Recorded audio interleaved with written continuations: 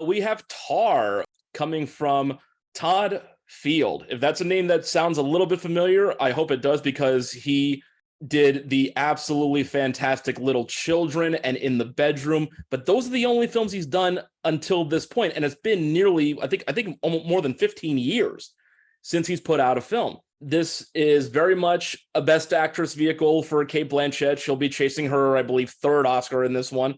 She plays a fictional conductor named Lydia Tarr. That's where the title comes from, though I don't know why the Tar has an accent on it. She's American. I don't get it.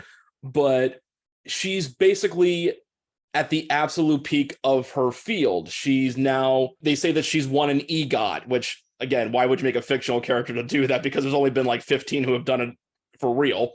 But she's now like the resident conductor at the Berlin Symphony, and she's, world renowned, everything. The film itself opens up with basically a New Yorker seminar hosted by Adam Gopnik. So it's like, it's very high-minded and intellectual in these kind of regards. The main story is that as she's preparing for what she thinks is going to be her crowning achievement, conducting Gustav Mahler's Fifth Symphony, her career and her private life starts to spiral out of control because a former student of hers has committed suicide. And there's a very strong indication that they had an affair, and that as a result of the breakup, this poor young woman basically lost her mental stability, couldn't get a job. It's kind of like an inverse of like a Harvey Weinstein type of situation. Like, there's nothing coercive about anything that it appears Lydia's ever done, but she's definitely had inappropriate actions here. She even has an attraction to her new cellist while they're doing all this.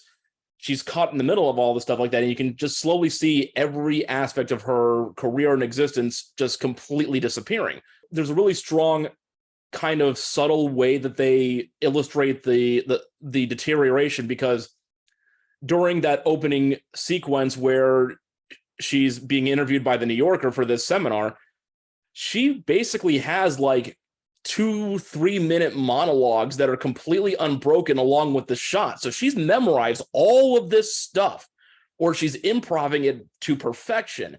And then as the film goes on, her speeches become shorter and shorter and shorter, to the point where she's basically only giving one-word responses in a very curt manner whenever someone is questioning her on any front. It's a very subtle touch, but I enjoyed it quite a bit.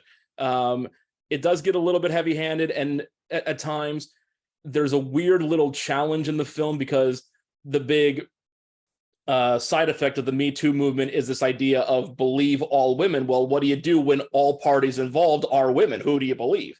Whether that was intentional or not, I don't know, but it was something that kind of stuck out to me. For these films, okay, so New York Film Festival, just to kind of editorialize a little bit, it's a very prestige-oriented film festival. It comes in, it's in the fall, and it's kind of like one of those lead up to award season type festivals. Would you agree? Yeah. Yeah. So like, I would say, for these films, like, who are they for? Who do you say? Who would you say that this type of film is for? This festival might be for, if you wanted to attend. Say, if you were happen to have tickets or get to Lincoln Center, who would this festival be for? I mean, if you're like me and you kind of obsess over award season, it's definitely for you. This film in particular, it's very much a critic's film.